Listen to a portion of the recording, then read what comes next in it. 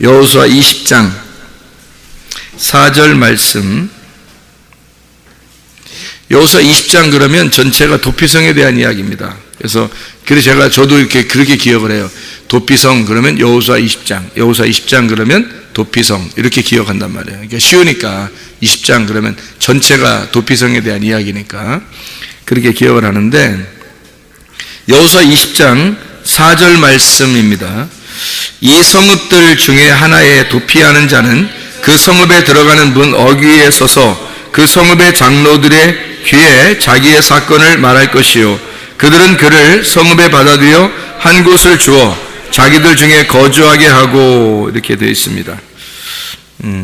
오늘은 이제 우리가 죄를 누구에게 고할 것인가 하는 그런 한번 생각을 해보는 거예요. 죄를 누구한테 고할 것인가.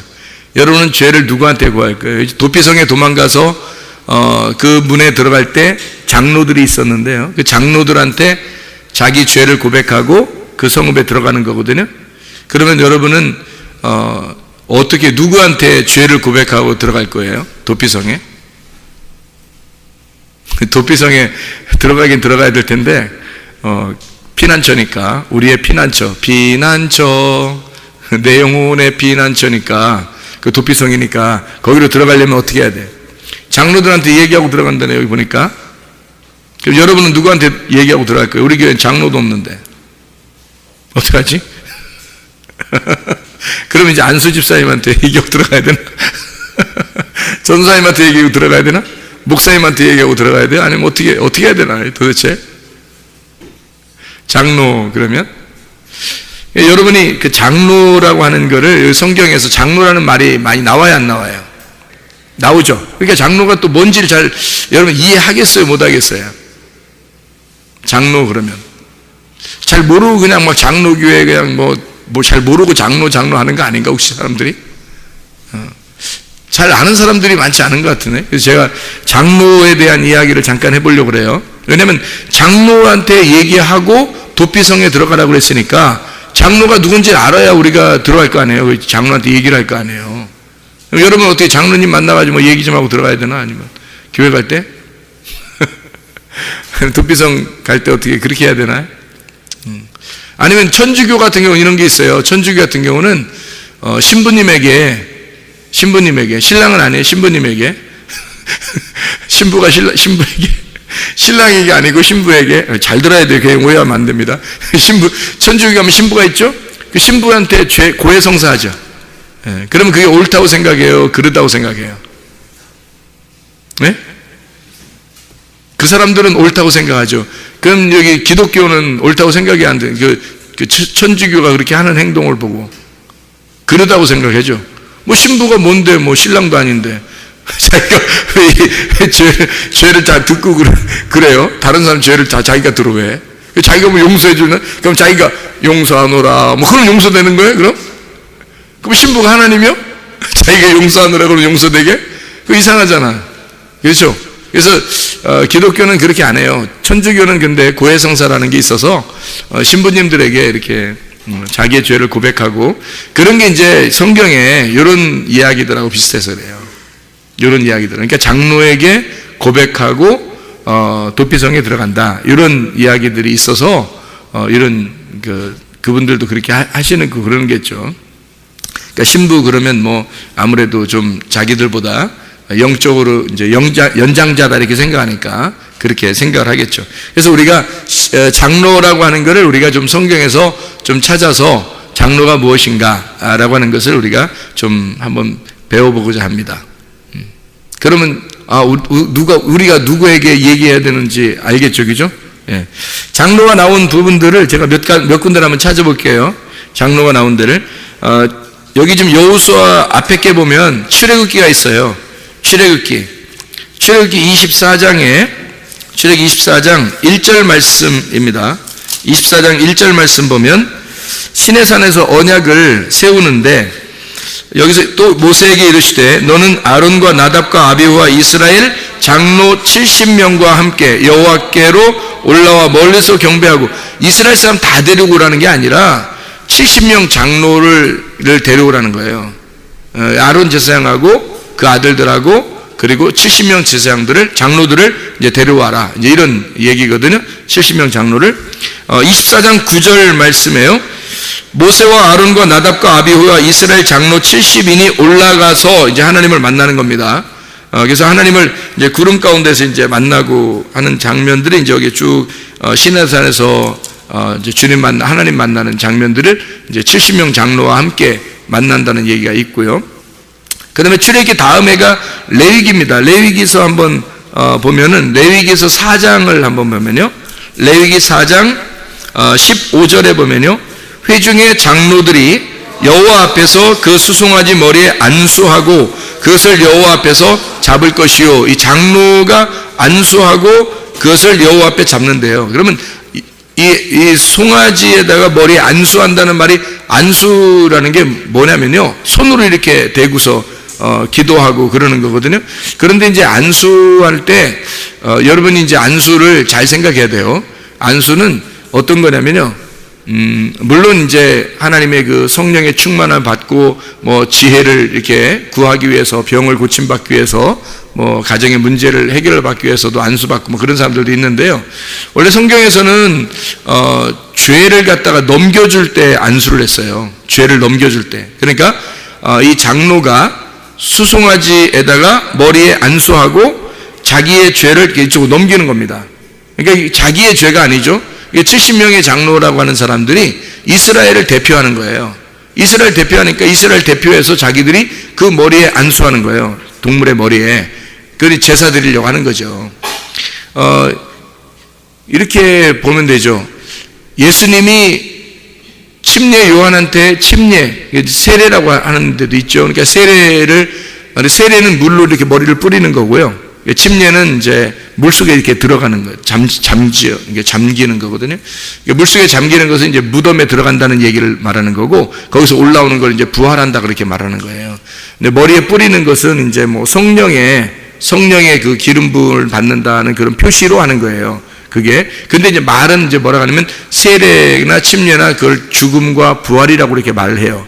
그게 죽음과 부활을, 예수님의 죽음과 함께 죽고 예수님의 부활과 함께 살아납니다, 이렇게 하는데, 사실은 이제 그렇게 하려면 물속에 들어갔다 나와야 되죠. 물속에 들어가서 이제 죽고 물에서 나올 때 이제 침례를 이제 받으면서 부활한다, 이렇게 얘기하는 거거든요. 근데 이제 세례는 이렇게 머리에다 이렇게 3번을 뿌린단 말이에요. 왜 그렇게 말을 하냐면 침례 같이 이렇게 뭐 물이 많고 이렇게 하는 곳에서는 침례를 해도 되죠. 근데 물이 없는 곳에서 예수님을 믿으면 말이에요, 어려워요. 물도 없는데. 그런 경우에는 이제 물을 이제 3번을 이렇게 뿌림으로써 예수님의 죽음과 부활에 동참합니다, 이렇게 얘기해주면 그 상징이니까 그걸 이제 받아들이고 하면 되니까, 그렇게 그래서 같은 거라고 보는 거예요. 침례나 세례나 뭐 세례 받으면 뭐 지옥 가요, 침례 받으면 천국 가요, 이런 거 아니란 말이에요. 그런 게 아니라 그건 상징이니까, 그건 의식이란 말이에요. 의식. 예를 들어서 이런 거랑 비슷해요. 침례식은 성경에서 어떤 거하고 비슷하냐면요, 결혼식하고 비슷한 거예요. 결혼식 해봤죠? 결혼식 안 해본 사람도 있죠, 여기. 결혼식을 여러분 요즘 젊은 사람들이 결혼식 자꾸 한다 그래요, 안 한다 그래요? 자꾸 안 한다 그래요, 요즘 젊은 사람들이. 그죠? 결혼식 안 하고 그러면은 남자친구는 사귄다 그래, 안 사귄다 그래? 사귄다 그래. 여자친구 사귄다 그래, 안 사귄다 그래? 사귄다 그래. 근데 결혼식 하라 그러면 결혼식은 안 한다 그래. 그런 사람들이 많거든요, 요즘에. 근데 결혼식 안 한다 그러면 내비둬요, 그냥. 결혼식 한다면 결혼시켜버리고. 근데 이 뭐냐면 침례식이나 세례식이 똑같아요. 결혼식이나 비슷해. 결혼식 하고 난 다음에 신혼여행 가서 이혼하는 사람들도 있죠. 그리고 신혼여행 때는 그래도 겨우 참았는데 와가지고 한 1-2년 있다가 이혼하는 사람들도 있죠.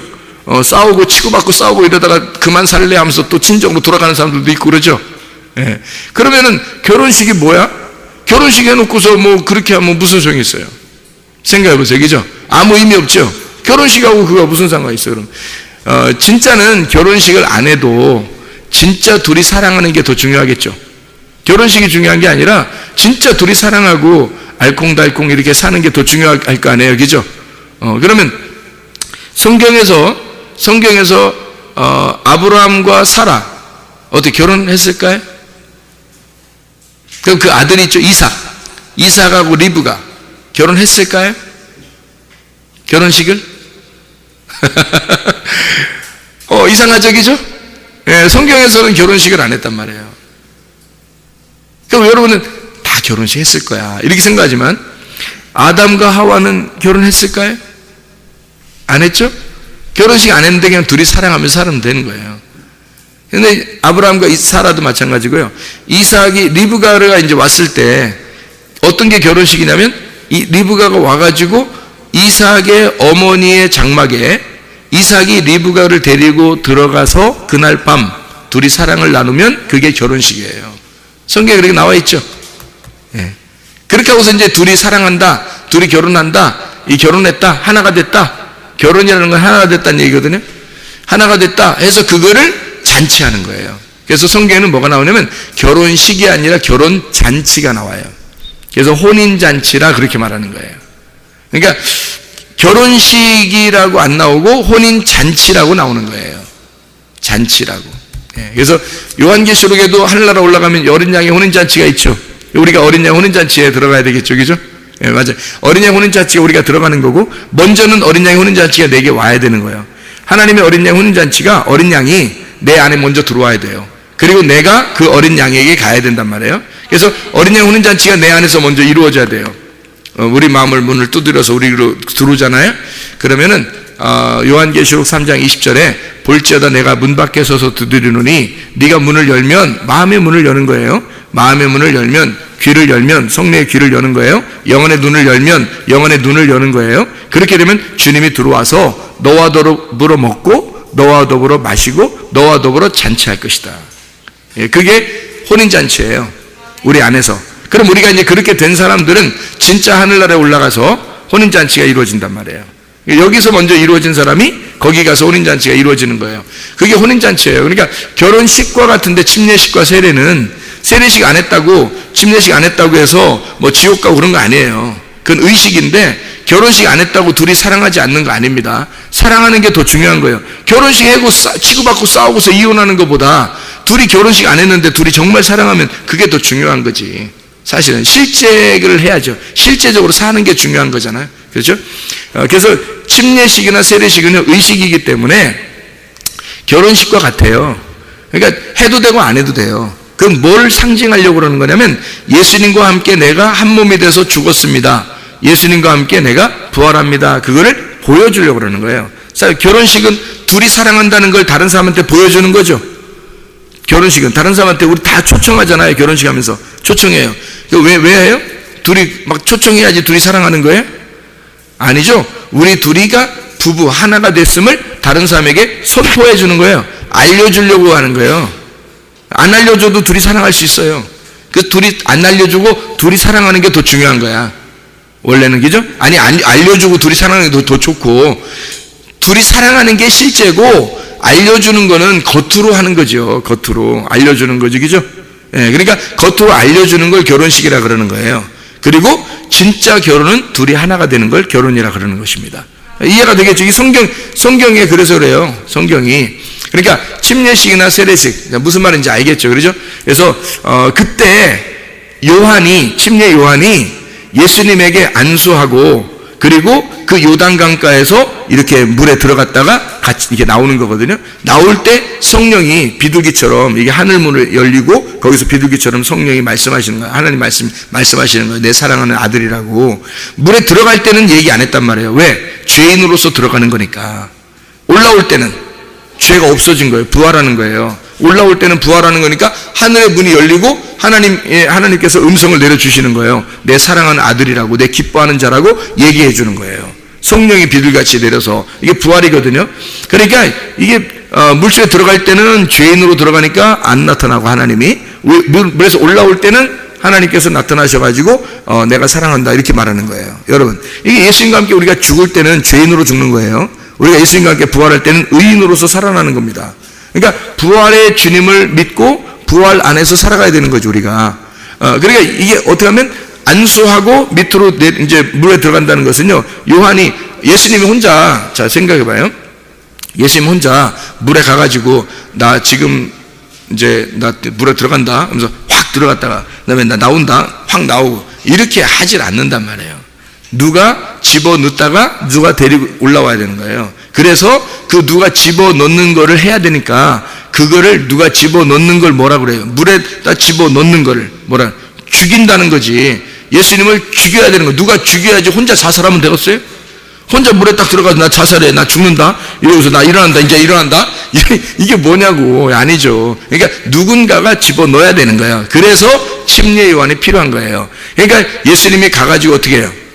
그 요한 보고 나를 이렇게 네가 침례 주는 것이 그것이 하나님의 뜻이고 합당한 것이다, 이렇게 얘기하잖아요. 그래서 예수님이 일부러 오는 거예요. 자기 그렇게 해달라고. 그러고 오는 거예요. 그러면 틀림없이 어떻게 하면 머리 안수하고 집어넣는단 말이에요. 그 머리 안수한다는 말은 무슨 말이냐면 이 인류의 모든 죄를, 구약에 있었던 모든 죄가, 구약의 모든 율법의 선지자의 마지막 사람이 요한이거든요. 침례 요한. 그 사람이 모든 구약에 있는 모든 죄를 갖다가 예수님에게 넘겨주는 거예요. 예수님에게 안수해서 넘겨주는 거란 말이에요. 자, 여기도 보니까 장로들이 어떻게 했다고요? 수송아지에다가 머리에 안수하고 그것을 여호와 앞에서 잡는단 말이에요. 그래서 왜 그런지 알겠죠? 그러니까 이스라엘의 대표로 송아지에다가 이게 딱 안수하고 우리의 모든 죄가 여기로 옮겨갑니다 하고, 그리고 이 송아지를 잡는 거예요. 이제 죄가 옮겨갔으니까 죽여야 되잖아요. 그래서 죽이는 거란 말이에요. 그러니까 예수님이 이렇게 요단강에 들어가는 것은 안수를 하고 모든 죄를 여기다 예수님에게 넘기고 그 다음에 들어가는 거란 말이에요. 그러니까 죽음을 그냥 혼자 막 요단강 가서 쓰러지고 막 이렇게 하는 거 아니에요. 다 이게 성경은 다 이렇게 규칙이 다 있기 때문에 그런 겁니다. 회중의 장로들이 수송아지 머리에 안수하고 그것을 여호와 앞에서 잡는다, 이렇게 나왔죠. 그죠? 레위기 4장 15절에 지금 읽었죠, 그죠? 레위기 4장 15절에요. 9장 1절에는요, 레위기 9장 1절에는 여덟째 날에 부활의 실제 생명을 주는 그 영 그리스도의 날입니다. 여덟째 날에 모세가 아론과 그의 아들들과 이스라엘 장로들을 불러다가, 이렇게 되어 있죠. 그래서 꼭 아론과 그의 아들들, 이스라엘 장로들. 그러면 이제 이스라엘 모든 백성이 아니고 장로들이라고 얘기했으니까, 그죠? 장로를 얘기했으니까 여러분 그 장로가 누구인지를 오늘 이제 잘 이해해야 되겠죠? 무슨 말인가? 그러니까 교회 장로님, 그러면 교회 장로님이 계시니까 장로님이 이 얘기하는 거구나, 그런 거 아니에요. 더더욱이는 아닙니다. 그런 게 아니에요. 장로님들 중에서 장로 같지 않은 장로님이 계셔야 안 계셔요? 목사님들끼리 얘기하면 꽤 많다던데, 장로 같지 않은 장로가 너무 많다고 목사님들끼리 얘기하던데요. 그러면 이제 장로님들은 또 뭐라고 그러냐면 목사 같지 않은 목사가 참 많던데 이렇게 한다고. 그러니까 서로가 참 답지 않은 사람들이 많은 거야. 그렇죠? 예, 그러면 안 돼요. 우리가 성도다운 성도가 돼야 되고요, 집사다운 집사가 돼야 되고요, 장로다운 장로가 돼야 되고, 예, 목사다운 목사가 돼야 되는 것입니다. 예, 우리가 뭔가 다운 사람이 돼야죠. 그 가정주부는 가정주부답게 살아야 되고 말이에요. 그죠? 여자는 여자답게 살고 남자는 남자답게 사는, 요즘은 뭐 여자가 남자같이 살고 남자가 여자같이 살고 이런 사람들도 많더라고요. 그죠? 그거 사람들이 보기 좋다 그래, 안 좋다 그래? 이상하다 그러죠. 그죠? 뭔가 이상해. 그런 게 많이 오면 노아 홍수가 나는 거예요. 노아 홍수 때 끝 그런 게 생겨. 음란과 이런 그 여자 남자 이런 것들 막 생긴단 말이에요. 로마가 멸망할 때도 그랬죠. 소돔과 고모라가 멸망할 때도 그랬죠. 다 여자 남자를 사랑하잖아요. 그러면 그냥 멸망시켜버려요. 이게 멸망의 그 순서란 말이에요. 성경에서 나오는 멸망의 순서들. 로마 시대가 그렇게 멸망했습니다. 소돔과 고모라가 그렇게 멸망했습니다. 노아 시대가 그렇게 멸망했습니다. 지금 시대도 어떻게 해요? 갑자기, 아니 생각해 보세요. 아니 우리 권사님 생각을 때 우리 어릴 때나 나이가 한 40, 50대 때쯤 뭐 여자 남자 이런 거 있었나요? 들어보지도 못했죠. 우리 들어보지도 못했어요. 근데요, 지금은 그런 거 얘기하면 막 뭐라 그래. 그런 거 얘기하면 뭐라 그래요. 그럼 어떠냐 막 이래요. 뭐 네가 뭐냐 뭐 이러고요. 어떠냐 그래요. 뭐 그냥. 그래서 내비둬요. 우리도 그냥 내비둬. 로마서 1장 보니까 그때 내비두라 하더라고요. 로마서 1장 보니까 그 사람들 내비두라 그렇게 써 있더라고요. 근데 그들 나름대로 이렇게 멸망의 길로 가는 거예요. 자, 이렇게 그 장로가 이게 대표란 말이에요. 대표인데 모든 백성들의 그 대표인데 대표 같지 않은 대표들이 참 많더라. 지금 시대에도 보면 그런 걸 장로라고 말하는 게 아니더라. 그래서 우리는 장로가 뭔지를 우리가 좀 깨달아야 되기 때문에 좀 성경을 한번 찾아보기를 원합니다. 열왕기상 12장 8절 말씀 봐봐요. 솔로몬의 아들이요. 솔로몬이 다윗 왕의 아들이 솔로몬이죠. 솔로몬의 아들이 누구예요? 르호보암이라고 하는 아들이 있어요. 그래서 그 르호보암이 왕이 됐을 때 열왕기상 12장 8절에 보면 이런 말씀이 있습니다. 열왕기상 12장 8절 보면 이 왕은 르호보암을 말하는 겁니다. 르호보암 왕이 노인들이 자문하는 것을 버리고 자기 앞에 모셔 있는 자기와 함께 자라는 어린 사람들과 의논하여 이렇게 됐습니다. 그래서요, 르호보암 시대에 사람들이 반역을 일으켜서 르호보암 시대에 솔로몬 때하고 다윗 왕 때는 다 통일 왕국 시대거든요. 다 같이 한 나라거든요. 그런데 르호보암 때 나라가 찢어지는 거예요. 그리고 르호보암 왕이 있는 나라보다 저쪽 여로보암 나라가 더 커진 거예요. 그거를 이제 이스라엘이라고 그러는 거예요. 저쪽 여로보암 나라를. 그때 나누어진 거예요. 그때 나누어진 게 예수님 시대까지도 나누어진 거예요. 그때 나누어진 게. 르호보암 때 나누어진 게. 그러니까 르호보암이 어떤 거예요? 장로의 말을 안 들은 거예요. 여기에 노인들의 말이라는 게 이게 장로들의 말이라는 거거든요. 그러니까 장로들 말 안 들으면 큰일 나는 거지. 장로들 말 안 들으면. 그러니까 이러면 이제 장로교회 장로님들은 그렇지. 그려 장로님들 말 잘 들어야 돼요. 뭐 이렇게 또 생각할지도 몰라요. 그럼 우리는 또 뭐라고 해야 돼요? 장로답게 사시면 장로라고 하겠죠. 이렇게 해야 되겠죠, 그죠? 예. 그러니까 장로다운 장로 이게 뭐냐? 요거를 이제 알아야 되겠죠, 그죠? 노인이니까 여기 지금 노인인데 노인들 여기 우리 교회도 노인들 있잖아요. 노인들인데 노인들 얘기를 다 들어줘봐요, 여러분. 피곤합니다. 피곤해. 노인들 얘기 다 들어주면요 피곤한 거예요. 우리 교회는 노인들 막 정말 잘 효도해 드리려고 그래요. 저부터도 효자예요. 저부터도 효자라고. 그러니까 동네가 알아주는 효자예요, 제가. 그런데 저부터도 효자인데 노인들 얘기를 교회에서 노인이라고 해서 당신들의 말이 굉장히 존중합니다. 당신들의 말은 다 들어줘야 됩니다. 이렇게 안 해요, 교회는. 그렇게 하는 게 아니고요. 레위기서 27장에 보면요, 영적 나이가 있습니다. 영적 나이. 그러니까 교회에서 영적 나이가 있는데 젊은 사람들 중에서 하나님의 말씀을 정말 사모하고 하나님의 말씀대로 살려고 하는 사람, 이런 사람들을 가장 값어치 있게 쳐줘라. 그렇게 교회에서는 가장 값어치 있게. 그리고 노인들 있잖아요. 노인들하고 어린애들은 값어치가 없어요. 그러니까 뭐 무시하라는 게 아니라 값어치가 없단 말이에요. 노인은 너무 늙었고요. 그리고 어린아이는 너무 어려. 그래서 일을 할 수가 없어요. 그러니까 일은 장성한 사람들과 함께 상의하면서 해야 되겠죠, 교회가.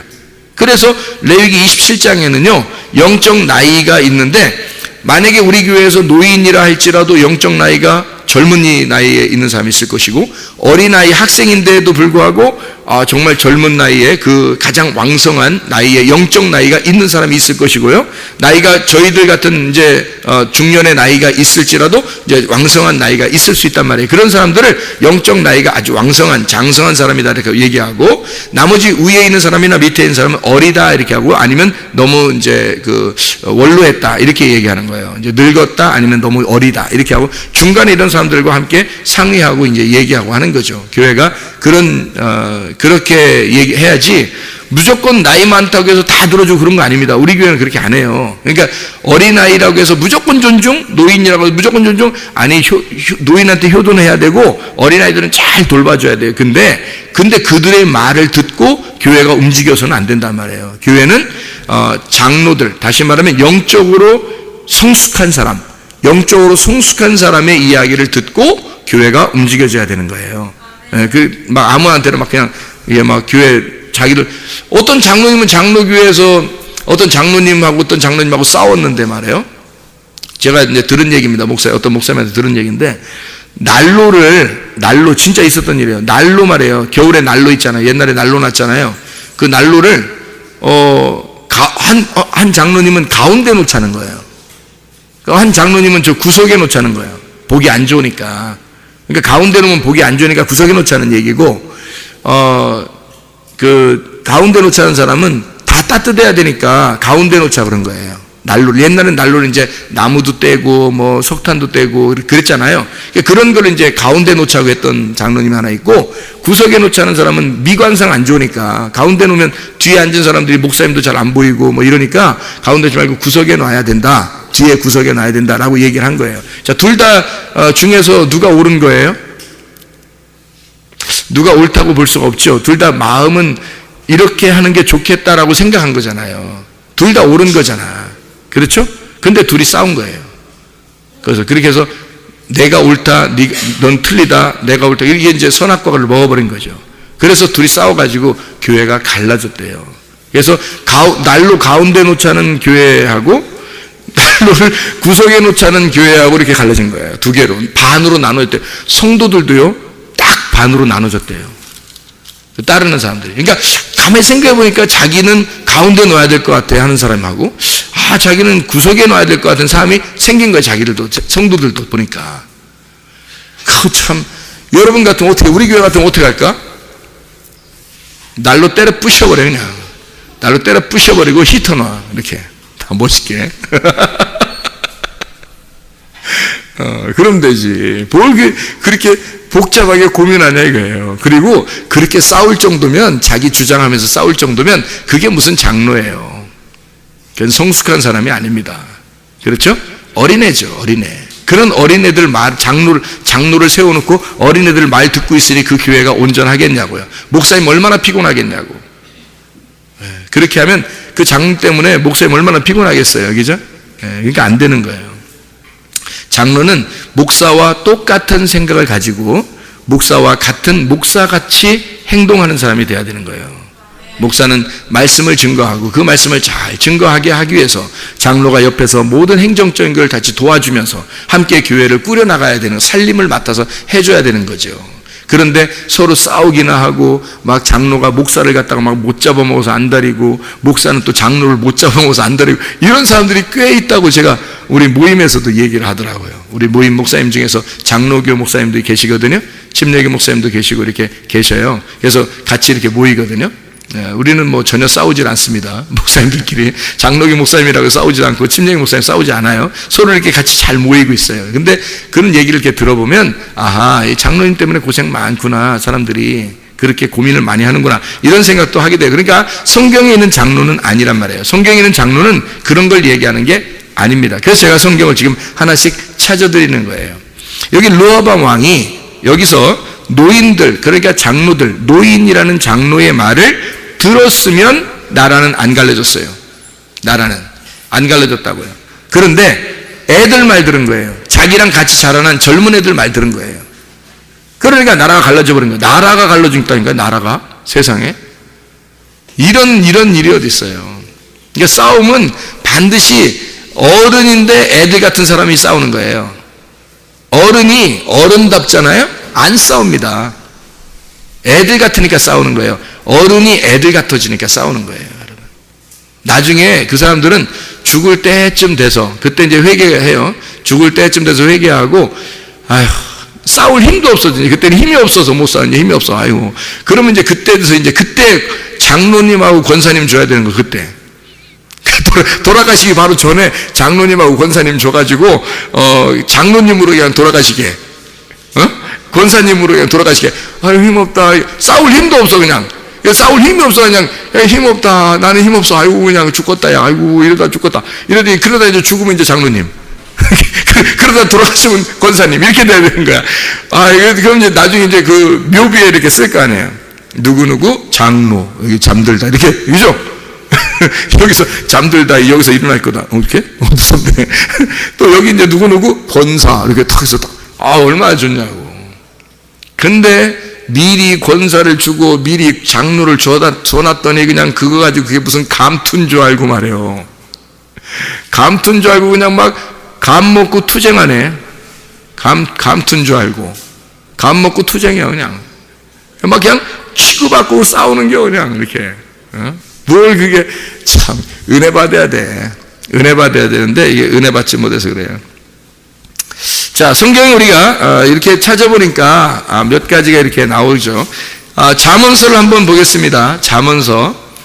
왜냐하면 이 성경을 이렇게 찾아봐야 여기를 알 수 있는데 구약 성경에 이런 장로라는 게 참 많고, 그리고 이 장로라는 걸 알아야 이게 노인과 장로라는 게 뭐구나라는 걸 깨닫게 되는데요.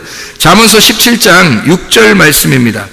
잠언 17장 6절. 그러니까 노인 되는 걸 무서워하지 마세요. 노인이 돼야 돼.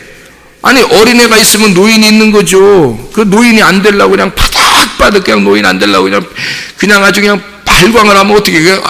그렇다고 노인 안 돼? 다 노인 돼요, 이게. 그럼 노인 되면 어떻게 돼? 감사하게 생각해야 되는 거예요. 내가 드디어 노인이 됐구나! 이렇게 감사하게 생각해야 되는데, 노인이 안 되려고 그러는 거예요. 이게 성경에 봐요. 잠언서 17장, 그래서 노인 되라고 얘기하는 거예요. 잠언 17장 6절 말씀 보니까 뭐라고 되어 있어요? 손자는 노인의 면류관이요, 아비는 자식의 영환이라. 손자가 노인의 면류관이래요. 손자를 봐야 돼. 손자랑 같이 앉아가지고 손녀하고 손자와 같이 앉아서 예배드리면 이만큼 축복이 없는 거. 이게 면류관이에요. 이게 생명의 면류관이라고. 이게 상급이에요.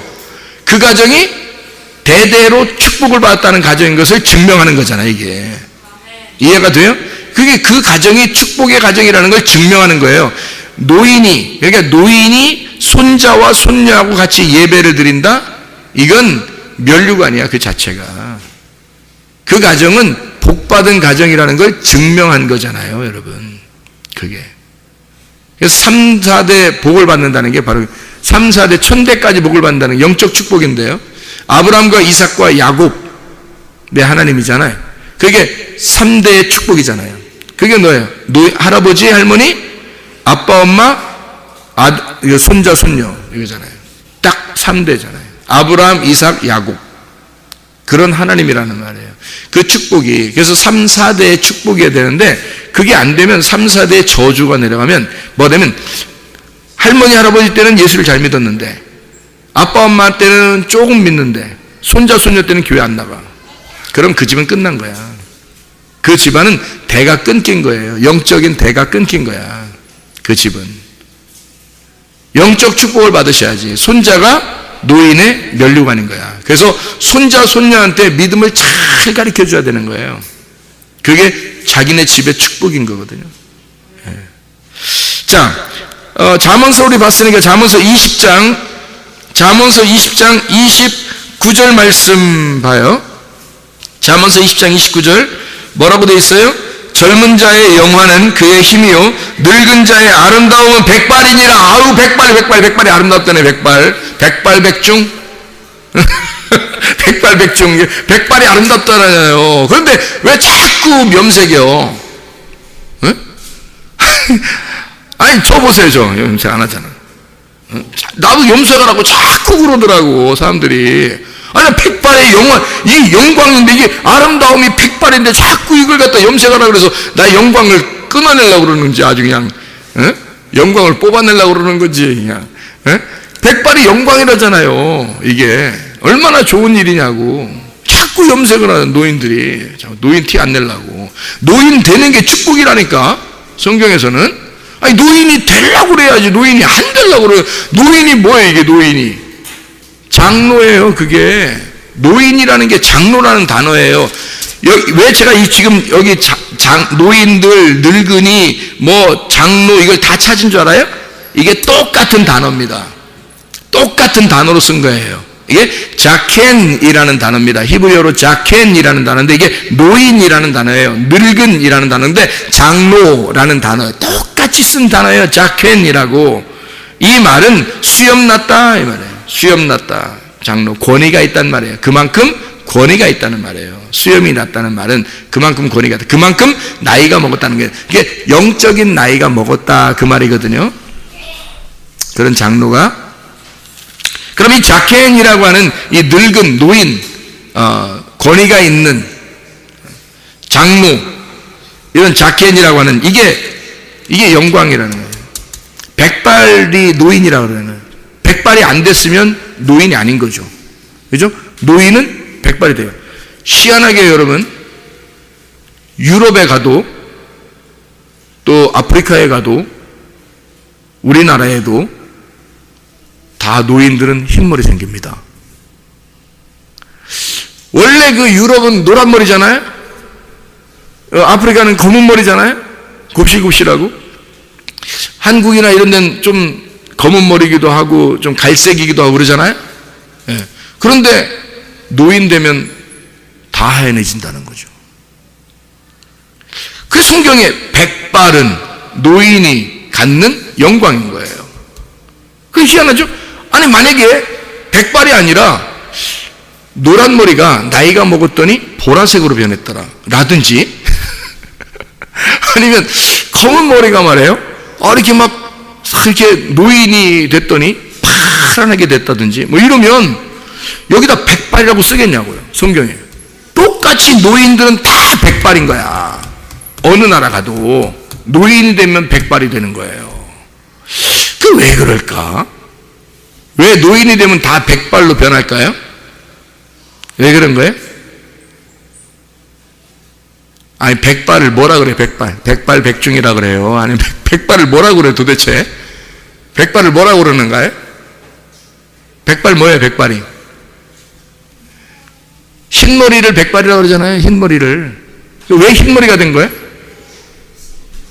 흰머리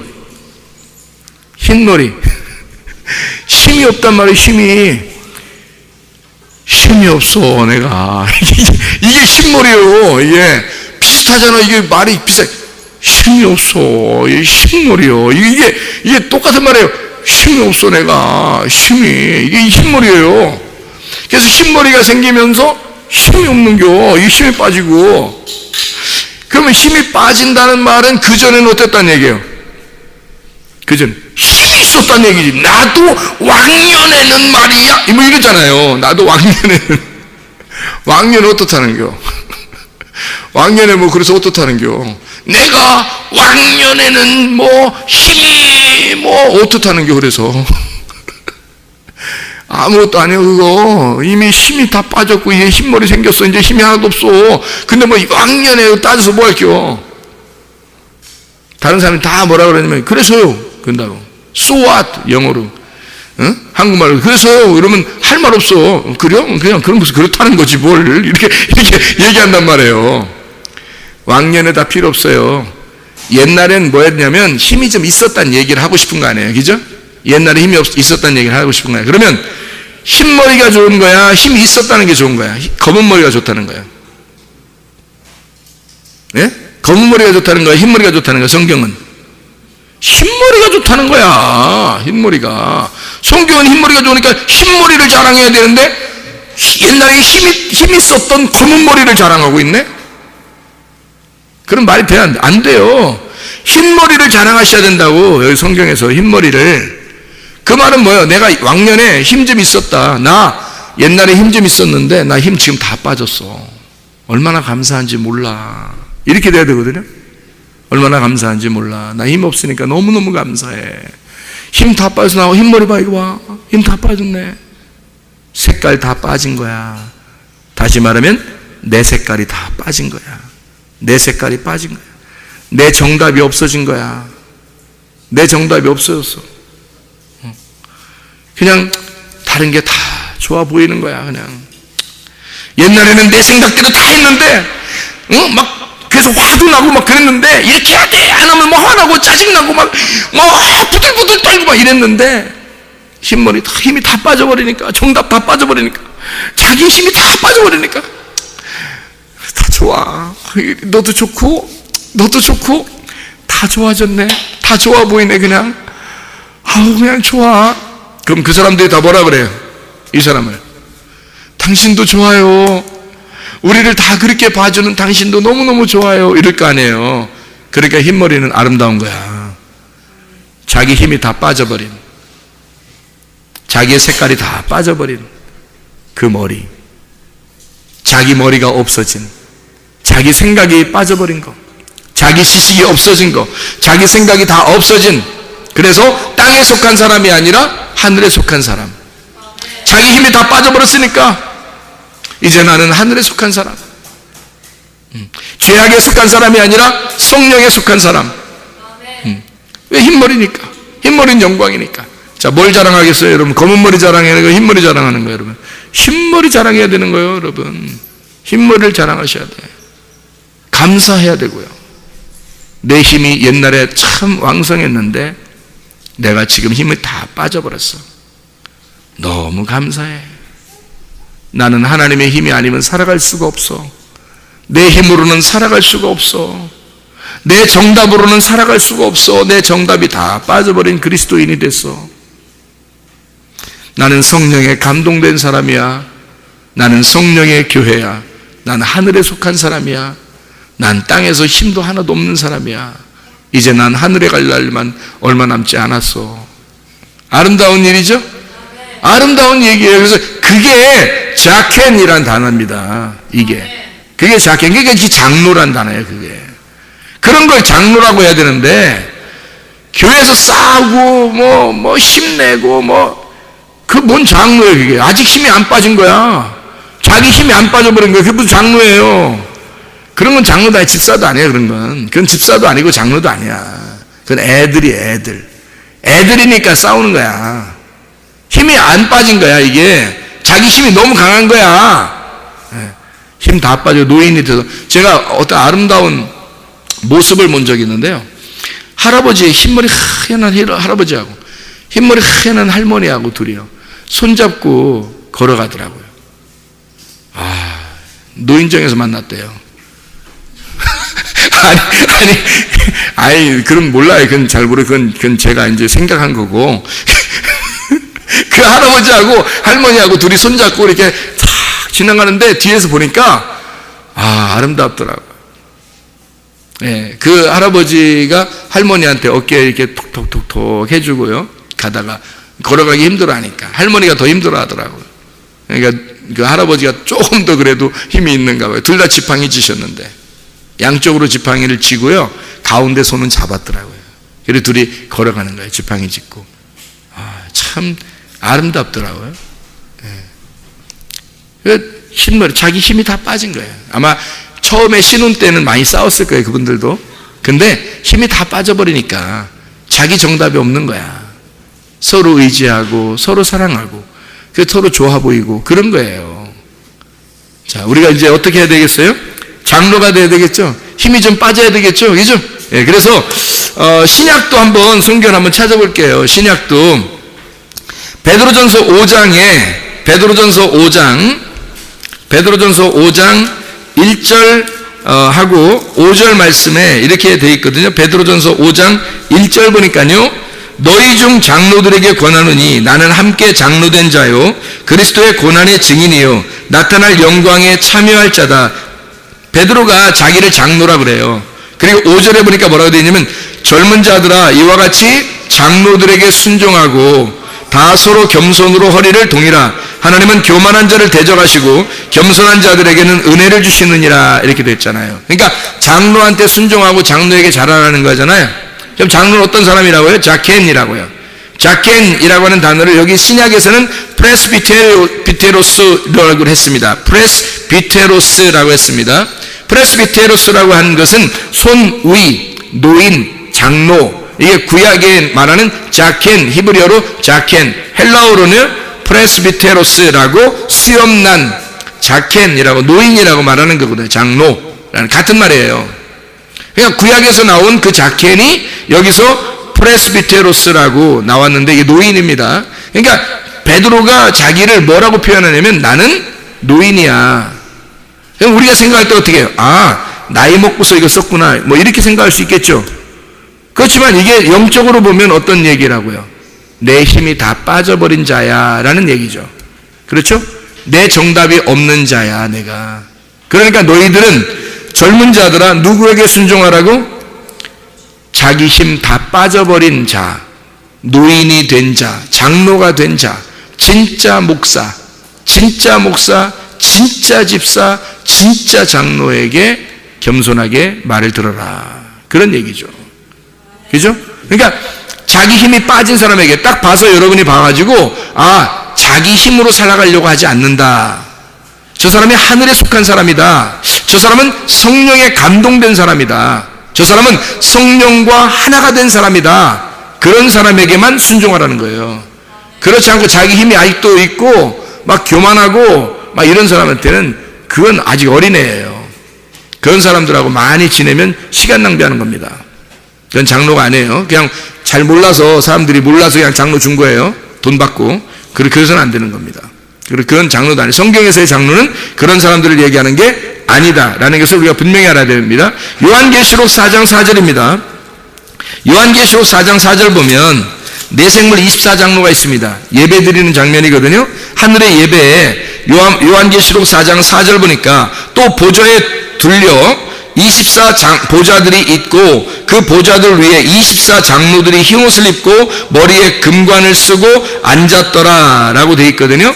그러니까 24장로 그들이 보좌 앞에 이제 그 장로들이 그 보좌의 앞에 앉은 예수님에게 이렇게 자기의 그 면류관을 드리고 그리고 예배 드리고 그래요. 여기 요한계시록 4장 10절에 나와 있습니다. 24장로들이 보좌에 앉으신 이 앞에 엎드려 세세토록 살아계시는 이에게 경배하고 자기 관을 보좌 앞에 드리며 이르되, 예배하잖아요. 예배가 뭐냐면 내가 쓴 결과물, 내가 쓴 상급, 내가 가지고 있는 상급, 내가 받은 보상들 있잖아요. 내가 받은 보상이 뭐예요, 여러분? 여러분이 받은 보상이 뭐예요? 말씀이에요. 말씀으로 보상받았단 말이에요. 우리가 하나님 우리에게 주시는 건 다 말씀을 주십니다. 말씀으로 보상받은 그것을 그 예수님 보좌 앞에 내려놓는단 말이에요. 그 면류관을 내려놓고 예배하는 거예요.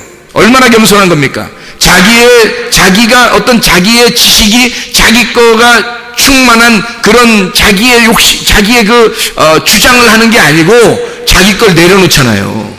그리고 예배드리잖아. 그게 진짜 겸손한 자의 예배죠. 그러니까 24장로는 그리스도인들을 대표하는 거란 말이에요. 그러니까 성령의 교회를 대표하는 거라고요, 이게. 그래서 70장로가 있죠. 구약에는 70장로가 있고, 그리고 신약에도 70제자가 있고요. 그리고 24장로가 있잖아요. 이게 다 뭐냐면 그리스도인을 말하는 거예요. 그리스도인 대표. 근데 어떤 그리스도인을 말하겠어요? 진짜 그리스도인, 하늘에 속한 사람, 성령에 감동된 사람, 성령의 교회를 말하는 거예요. 그렇지 않은 사람들은 교회에 나와 있지만 어린아이인 거죠. 장로가 아니죠. 어린아이인 거지. 예배를 예배답게 드릴 수는 없죠, 그 사람들은. 근데 그런 사람들은 교회 오래 다녔다고 막 장로 주고 집사 주고 막 이런단 말이에요. 그러면 안 된다고요, 성경에. 성경적으로 안 돼. 틀린 거라고요. 진짜 장로가 뭔지만 알았다면 그렇게 하지 않았을 거예요. 그렇죠? 그러면 서로 목사님과 서로 막 이렇게 경쟁하고 그러지는 않았을 거예요. 서로 도와주고 사랑하고 교회를 잘 하나님의 교회로 만들어 나갔을 것입니다. 그렇죠? 마태복음 18장 15절, 마태복음 18장 15절부터 20절까지 말씀입니다. 마태복음 18장 15절부터 20절까지 말씀 보면, 내 형제가 죄를 범하거든 가서 너와 그 사람과만 상대하여 권고하라. 만일 들으면 내가 내 형제를 얻은 것이요, 만일 듣지 않거든 한두 사람을 데리고 가서 두세 증인의 입으로 말마다 확증하게 하라. 만일 그들의 말도 듣지 않거든 교회의 말하고 교회의 말도 듣지 않거든 이방인과 세리와 같이 여겨라. 진실로 너희에게 이르노니 무엇이든지 너희가 땅에서 매면 하늘에서도 매일 것이고 무엇이든 땅에서 풀면 하늘에서도 풀리리라. 진실로 다시 너희에게 이르노니 너희 중에 두 사람이 땅에서 합심하여 무엇이든지 구하면 하늘에 계신 내 아버지께서 그들을 위하여 이루게 하시리라. 두세 사람이 내 이름으로 모인 곳에는 나도 그들 중에 함께 하느니라. 이런 얘기가 있거든요. 그들 중에 있더니라. 다시 말하면 하나님이 사람하고 깊이 관여한다는 얘기입니다. 여기서 여러분이 결혼식 안 하고 그냥 결혼하고 그냥 산다 그러면, 자기들끼리는 사랑하는데 결혼식 안 하고 그냥 산다 그러면 어떻게 될까요? 좀 부끄러울까요? 안 부끄러울까요? 좀 남 부끄럽죠? 결혼식을 그러면 하면요, 여기서 결혼식 하면은 누구에게 인정받는 거예요? 사람들에게 인정받죠. 친척들에게, 친구들에게, 가족들에게 인정받는 거잖아요. 결혼식이라는 게, 그죠? 인정받는 거잖아요. 여기서 인정받는 걸 하나님이 그대로 인정하신다고요. 여기서 결혼 안 하면 하늘에서도 인정을 안 하는 거예요. 여기서 결혼 안 하면. 교회에서 왜 집사님 이렇게 임명하고 그러잖아요. 교회에서 목사님도 되고, 교회에서 장로님도 되고, 교회에서 집사님도 되고 그러잖아요. 권사님도 되고 그러잖아요. 그런데 교회에서 이렇게 인정하잖아요. 그럼 하늘에서도 그걸 인정합니다. 그 사람을. 그게 땅에서 매면 하늘에서도 매이는 거고, 땅에서 풀면 하늘에서도 풀리는 거예요. 다시 말하면 하나님의 뜻이 이 땅에 이루어진 거예요. 하나님의 뜻이 이 땅에 이루어진 거예요. 그래서 땅에서 하는 것이 하늘에 있는 것과 같은 거예요. 하늘에 있는 건 영적인 거고, 이 땅에서는 그거를 모형으로 보여주는 거예요. 실제로 보여주는 거. 여기는 보여주는 거고, 하늘에서는 그게 영적인 거가 보이지 않는 거예요. 그래서 그거를 하늘에 있는, 여기 땅에서 있는 것이 하늘에서 인정받는 거예요. 예수님은 어떻게 했어요? 하늘에 계신 뜻이 이 땅에 내려왔죠. 하늘에서 계신 뜻이 안 보이는 예수님이, 하나님이 이 땅에 내려왔다고 보이는 거로. 그럼 우리는 어떻게 해요? 보이는 우리가 하나님의 뜻대로 사는 것이 하나님의 뜻에 합당하게 되는 거란 말이에요. 무슨 말이냐? 그래서 그게 이 말이에요. 그게 이 말이라고. 너희가 땅에서 매면 하늘에서도 매이고, 땅에서 풀리면 하늘에서 풀린 것이다. 여러분, 여기서는 아무렇게나 살면서 하늘나라 가면 뭐 되지 뭐, 하늘나라 가면 잘 될 거야, 하늘나라 가면 저도 옛날에 그렇게 생각했었어요. 그냥 천국만 가면 되지 뭐 이렇게 생각했어요. 그게 아니에요. 그게 아니라고. 땅에서 있는 일들을 그대로 하나님이 인정하십니다. 하늘나라에서요. 여러분, 여기서 예수 믿는 걸 하나님께서 인정하시는 겁니다. 여기서 교회에서 교회 중심으로 사는 걸 하나님이 인정하시는 겁니다. 말씀 중심으로 교회에서 사는 걸 하나님이 거기서 인정하십니다. 여기서 주님 중심으로 교회에서 사는 걸 주님이 인정하시는 겁니다.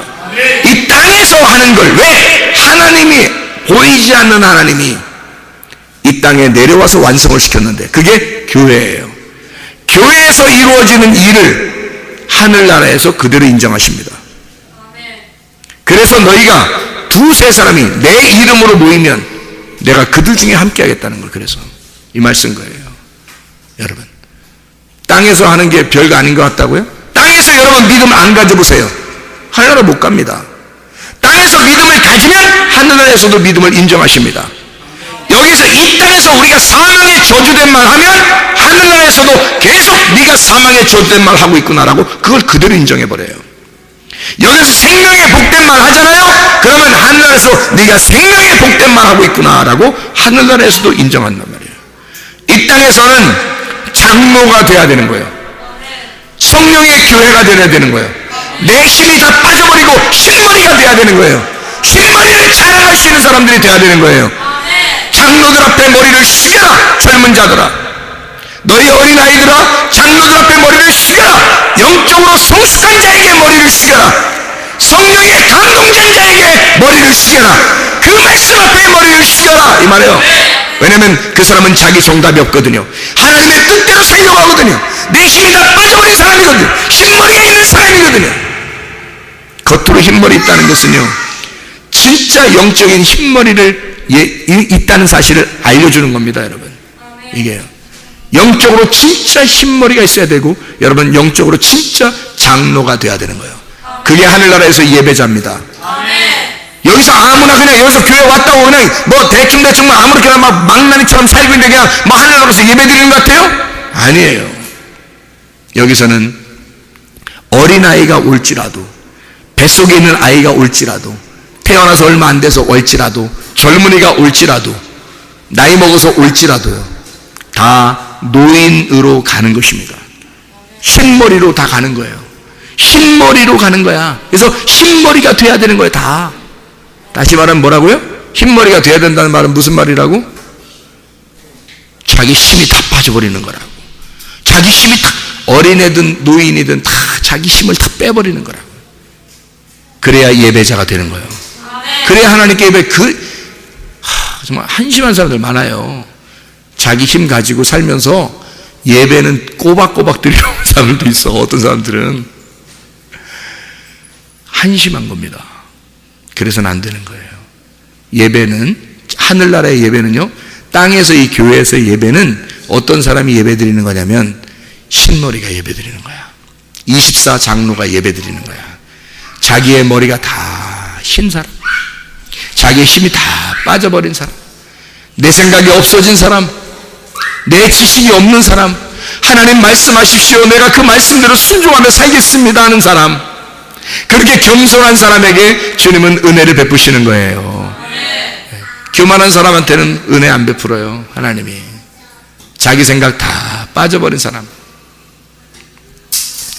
그런 사람에게 말하라는 거예요. 그러면 다시 말하면 누구한테 말하라는 거예요?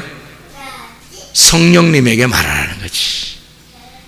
우리가 노인들 찾아다니면서 얘기해야 돼. 그 앞에서 피곤해 죽 건데 아주 그냥 노인들이 그냥 나 힘없어 피곤해 죽 건데 잠깐 기다려요. 성경에서는 장로에게 말하라고 했잖아요. 도피성에 가가지고 장로에게 가서 말하라고 했잖아요. 지금 여호수아 그 말이 어디 있어? 또 그런 사람이 있을까봐. 여호수아 20장 4절 지금 얘기 처음에 읽은 거 아시죠? 여호수아 20장 4절 읽은 거 아시죠? 여호수아 20장 4절 읽은 거 아시죠? 여기 뭐라고 되어 있어요? 여기 살인자가 어떻게 가라고? 장로들한테 가서 그 귀에다가 장로들의 귀에 자기의 사건을 말하라 그랬어요. 그 장로가 그러니까 뭐라고요? 장로가 뭐라고? 글쎄 또 이러지 마시고, 장로가 어떤 거라고요? 자기 생각이 없는 오직 하나님의 아들의 영이 하나님의 아들의 영광을 위해서만 살아가는 그 성령. 예수님은 하나님 아버지만을 위해서 살았죠. 예수님이 하나님 아버지만을 위해서 살아 자기 뜻대로 안 살았어요. 하나님 아버지를 위해서 살았어요.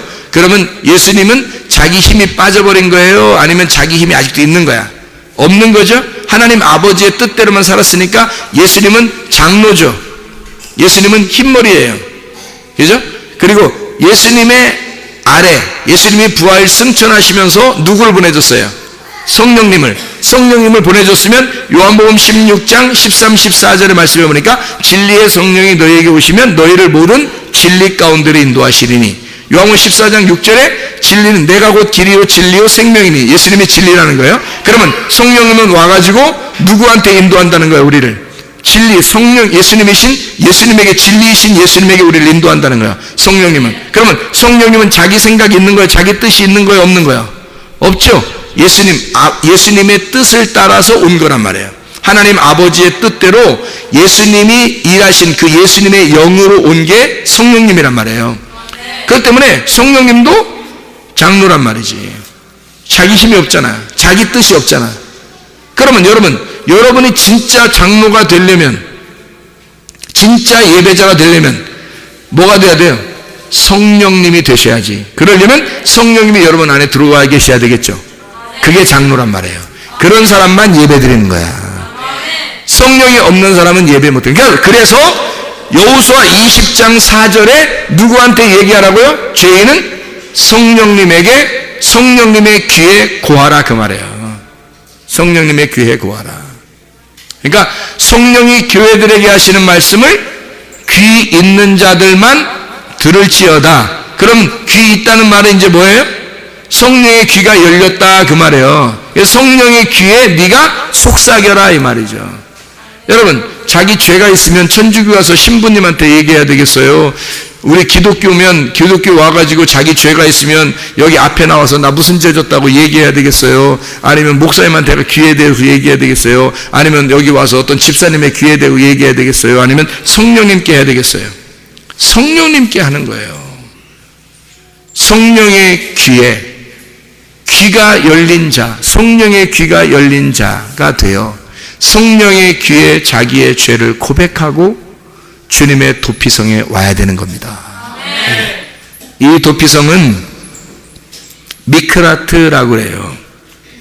민수기 35장 26절부터 28절에 미크라트라고 하는 이 도피성이라고 하는 게 수용하다라는 단어인데, 맴이라는 장소하고 카라트라고 하는 불구로 만들다, 지체 부족한 자로 만든다라는 단어의 합성어예요. 그래서 불구자로 만드는 장소란 말이에요. 도피성이.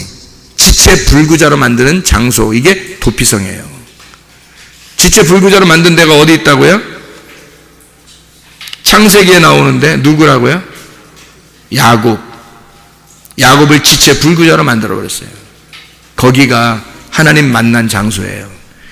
자기가 지체 불구자가 되면서 자기 힘이 다 빠져버린 거예요. 거기가 하나님 만나는 장소가 된 거야. 그게 야곱의 도피성인 거예요. 이해가 되겠어요? 하나님은 그 도피성을 마련해 놓고 거기서 만나는 거예요. 거기서 야곱이 이스라엘 된 겁니다, 여러분. 이해가 되겠죠? 그러면 여러분의 도피성은 어디예요? 교회입니다. 성문교회. 이 성문교회에 오면 여러분을 지체 불구자로 만들어버려요. 여러분의 허리를 끊어버린다고요. 그리고 그 말씀으로 여러분의 힘을 다 빼버린단 말입니다. 자기 힘을 빼버리고 다 흰머리 만들어버려요. 성문교회 오면, 이 도피성에 오면 여러분 다 흰머리 만들어버려요. 고민이 많게 하고 신경 많이 쓰게 해서 흰머리 만들고 그런다는 의미가 아니라 여러분 힘을 다 빼버린단 말이에요. 여러분 생각을 다 빼버린단 말이에요. 교회 오면. 이게 도피성이라고요. 성문 도피성. 이런 성문 피난처에 오면 말이에요. 자기 힘이 다 빠져버려요. 그러면 하나님 앞에 진짜 예배하는 자가 되는 거예요. 이스라엘의 축복을 받는 것입니다. 여러분 이런 축복 가운데 살아가시기를 바랍니다. 우리 하나님 아버지 사랑과 은혜를 감사합니다. 하나님, 우리가 진짜 하나님의 성령에 감동된 사람들이 되게 하옵소서. 하나님에 속한 사람 되게 하옵소서. 성령의 교회가 되게 도와주시옵소서. 나의 힘이 빠져나가고 지체 불구자가 되어 영적으로 주 앞에 바로 서시는 이스라엘의 축복받는 하나님의 사람들이 다 되게 하옵소서. 예수 그리스도 존귀하신 이름 받들어 기도 올리옵나이다. 아멘.